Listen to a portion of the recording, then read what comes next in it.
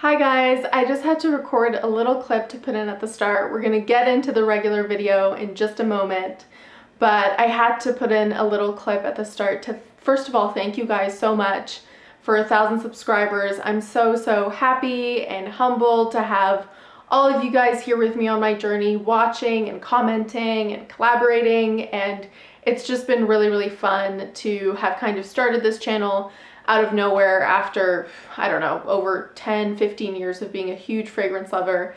I just bit the bullet and really wanted to engage with you guys and share with you guys, and it's been really nice getting to do that. So thank you for subscribing. A lot of you, I actually noticed so many of you are watching and commenting, about 40% of you, but you haven't subscribed. So I'm going to take this moment to both thank you, and if you are watching and commenting and do like the videos that are up almost daily, for a long time they were daily, then please consider subscribing and helping out my channel. I would love to have you a part of the journey. And also, this is my 100th video, and that's really exciting as well. So I just wanted to thank you guys for sticking around and for being so lovely. Yeah, it just happened to coincide that 1,000 subscribers and the 100th video were about like 2 days apart. So I just wanted to thank you guys for both. I hope you'll continue watching and continue enjoying, and we'll get to the video in just a moment. Thank you guys, and see you next time. Hey there, and welcome back to my channel. So today is day 4 of my subscriber suggest series. And this video, it was actually recommended or kind of like inspired by a comment from Jen Park. So thank you so much for your suggestion. And she wanted to know about like a top 10 safe blind buys, or just some safe blind buys that I can suggest, because she knows I do a lot of blind buying.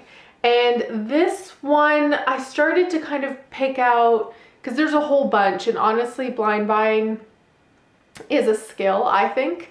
And it's kind of like a muscle that you can build up. The more you're familiar with fragrance, the more years that you've been buying and loving fragrance and perfumery, then you can kind of, well, at least it's what I've done since I was really little, to kind of train your nose to become more familiar with a bunch of different notes and see what you would like based off of the notes before you're buying them. It's not for everyone. I wouldn't just recommend it blindly, and it's hard to just say that these are like the top 10 blind buys, because it's so much about what your particular taste is, and it's so personal to whoever's buying it. But I find that these are all pretty safe in that they're really like authentic to what notes they're describing. So sometimes you'll get like a note list, and once you get the fragrance, it's nothing like that. Sometimes it's kind of like that, and I find that these, whether or not they're like your particular taste, you can decide, but they're pretty authentic to the notes and the composition that it lists. So we will get into it. If you haven't subscribed already, don't forget to subscribe so you'll be notified every time I put out a new video. And let's start. So the first one's actually the only mini, but I had to mention it because it's Prada Infusion d'Iris, and it's just the normal iris one. And even though it's a mini, I actually, and a dabber, which are two things I loathe, I do use this, and I have a whole pack. I have a video where I showed you the set of this and all its flankers that I got, and I love this. I've always loved this. This is a little dabber, as I say. I'm just going to put some on my hand here. I find that Infusion d'Iris is really a fragrance that is very well loved, and well loved across many different groups of fragrance lovers, which is why I think it's a safe blind buy.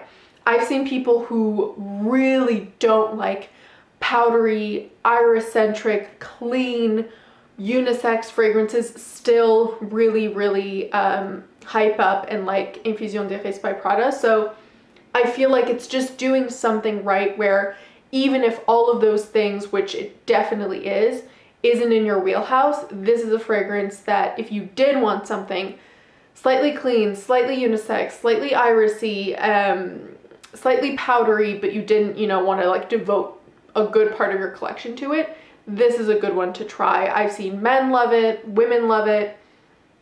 just everyone. And this has a lot of the things that I put in like my top category of fragrance, because if you've been watching me, you know I like, I like pretty much everything, which is definitely a problem, but that my favorite are very powdery, clean, musky fragrances, and this is very much that. So of course I'm going to love it, but I've noticed people that don't like those kinds of fragrances are also still really, really into Infusion de Ris, and it's been on the market for a really long time and people still very much love it. So definitely recommend. It wasn't a blind buy for me personally, but I think it is a really safe blind buy worthy fragrance. Then we will go on a very opposite side of the spectrum, very, very inexpensive celebrity fragrance, which I honestly think smells better than the notes it's listing, which is very rare, and yet it's safe. So this is Justin Bieber's The Key. Every time I talk about this, I cannot believe that those words are coming out of my mouth. Not that I'm like snobbish about celebrity fragrances. I definitely have some. I definitely enjoy some, definitely don't like some, but this was just never a fragrance I would have picked up based on the bottle, based on the celebrity, based on the notes, and yet it is really, really nice, you guys. I mean, it is shampoo-y and creamy and fruity and clean and sweet, and yet it's kind of greater than the sum of its parts at the same time.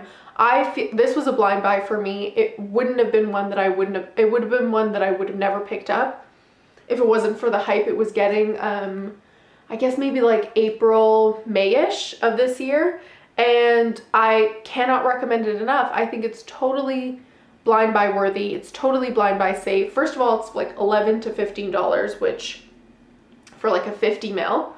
It's discontinued, so it's kind of harder to find, but not impossible yet. And yeah, I really like it. It has good lasting power. It has good projection.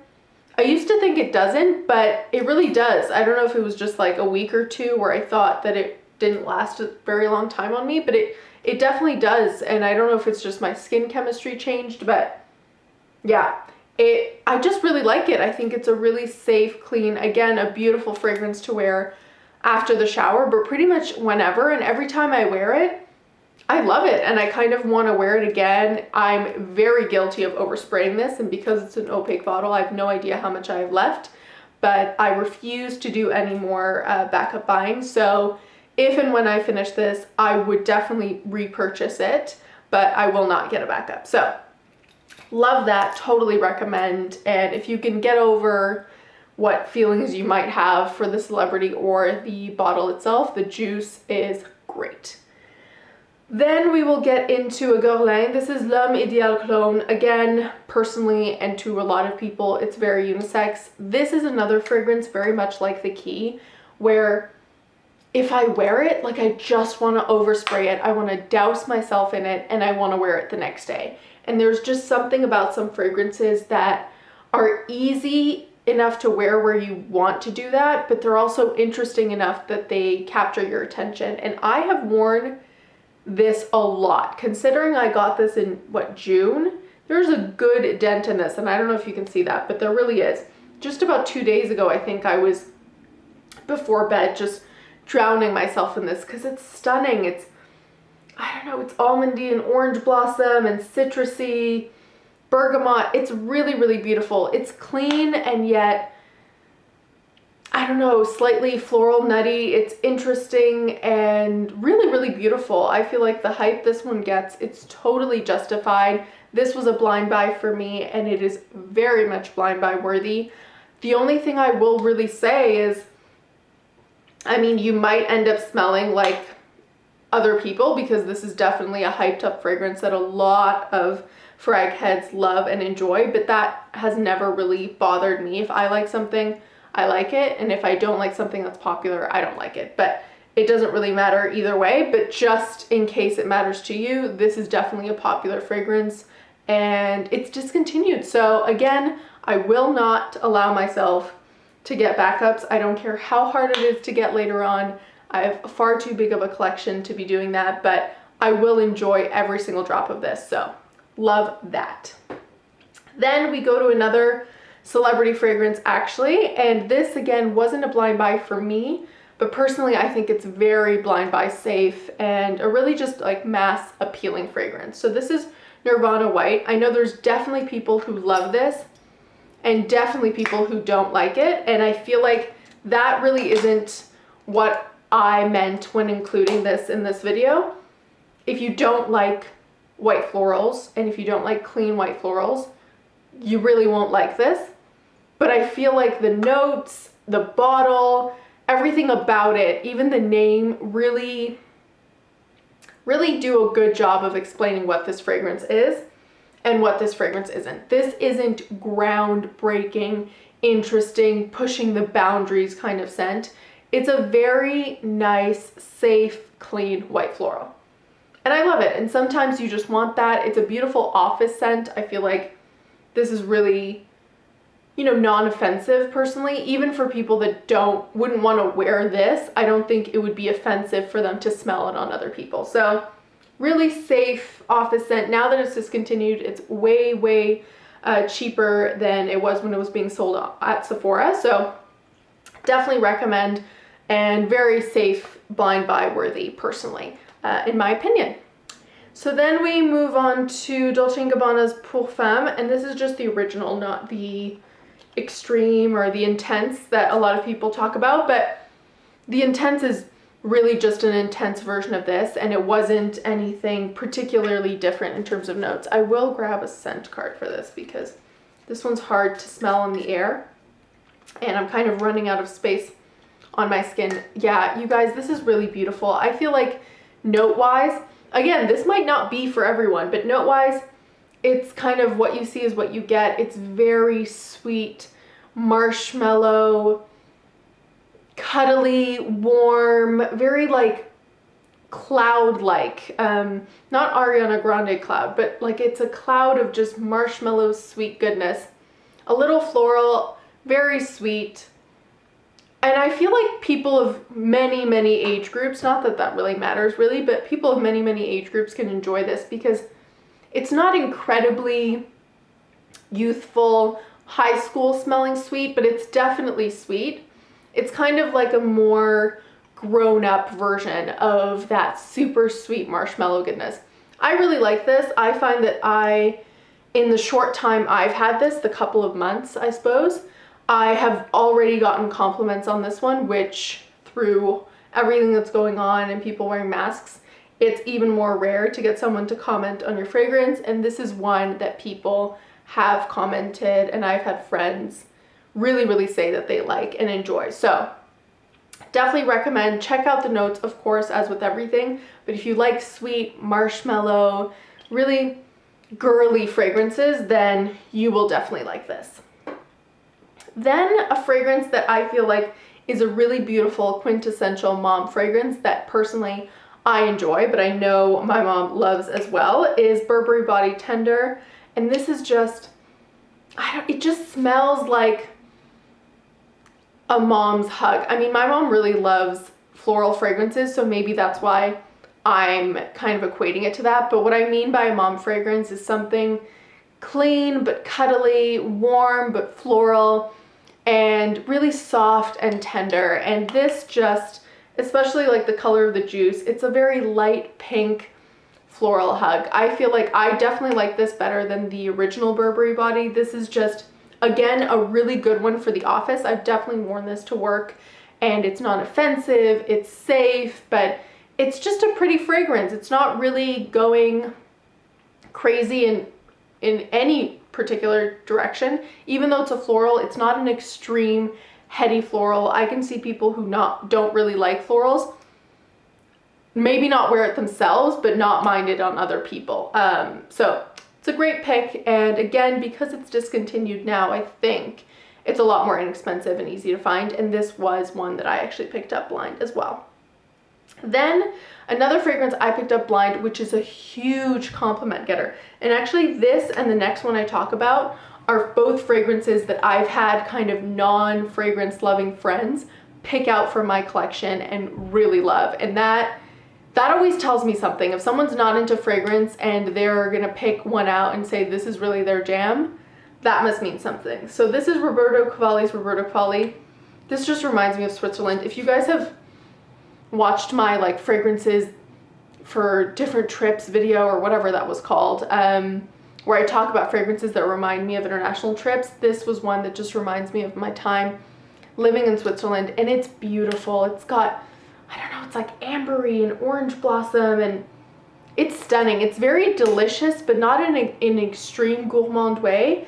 It's also very sexy, and I really love it. I find it's really, really beautiful. Again, it's one of the two that I've had friends, and I have hundreds of fragrances, you guys, either pick out and say this is their favorite out of everything, or the one that they would actually want to buy for themselves. So I actually got lucky in this years ago now, many, many, many years ago, was being sold in that 1999 shelf section at Shoppers Drug Mart. But even so, without that, it's definitely, if you can find it, because again, I think this is discontinued, it's not that expensive to find. So definitely love that. This is the 50 ml. I think it's actually a beautiful bottle as well, and love it. The other one that I've had people who aren't into fragrance really like, and this is more so, I mean, anyone can wear anything. I definitely wear this, but this just takes me to a lot more like high school, 18, 19. It's very youthful. So this is Couture by Juicy Couture, and this is very sweet. Again, orange blossom, like you get some mandarin in there. I have very little left, and this is my second bottle. I don't think I'd repurchase because it just takes me to many, many years ago now, and I'm kind of over it, but I still do want to wear it. Like, I'll definitely wear this and it won't be difficult to finish up. I actually might pull this out to try to finish it up. Yeah, it's just really nice. It's also ambery. It's like sexy in a very young, youthful way. It's not anything like deeply seductive, but for being like a young, youthful, Juicy Couture fragrance, I find that this is, I think this was my favorite that I've ever tried from them. It was the only one that I bought a second bottle of because I loved so much. And yeah, it's really nice. And again, the second one of the fragrances where I've had people pick out from all of my fragrances and say that this is one they would get for themselves. So that's Couture. Then the next two, they are safe blind buys in that you really do get what you see, but they won't be for everyone. They are both definitely for me when I'm in the mood, but they won't be for everyone. So the first one is Oscar de la Renta, and I always forget, I think it's Midnight Amber. I think that's what it's called. This is a really beautiful, inexpensive rosy oud. Now, if you don't like rosy ouds, if you don't like oud in general, if you are just over all the huge saturation of rosy oud fragrances in the market, then this is not for you. But if you're someone like me who adores a rosy oud and kind of would like to have one on the opposite end of the spectrum, because I have l'autre oud and I know really expensive oud fragrances, and then you want to see the more inexpensive side, this is a beautiful one. It's a really well done oud. It's not super, I don't know, it's not very like headache inducing barnyard oudy, but it's not super, super sweet with the rose as well. I think Oscar de la Renta did a beautiful job with this in creating like a more accessible, obviously inexpensive rosy oud, and I really do like it. I can't wait to wear it more in the colder weather, but I think it's lovely. And the last one is Sweet by Lolita Lempicka. Again, is this for everyone? Definitely not, but when I'm in the, this is very nostalgic. If I'm in the mood for a cherry, kind of like cherry lip gloss, cherry chapstick, cherry lipstick, super, super sweet fragrance, this is stunning. You see what you get. I mean, it's definitely sweet, it's definitely cherry, it's definitely synthetic, but I prefer this to Lost Cherry. Not saying that they're, you know, exact dupes by any means, but I really didn't like Lost Cherry by Tom Ford. Maybe I would get it if it was really, really inexpensive, but personally for that price, it just did not even come close to wowing me. And this did. I mean, this is just so reminiscent of like 90s lip gloss, and I just love it. I think it's like synthetic cherry done absolutely right. And Lolita Lempicka usually doesn't let me down anyway. So love that. You gotta love fake cherry, but if you do, then you will love it.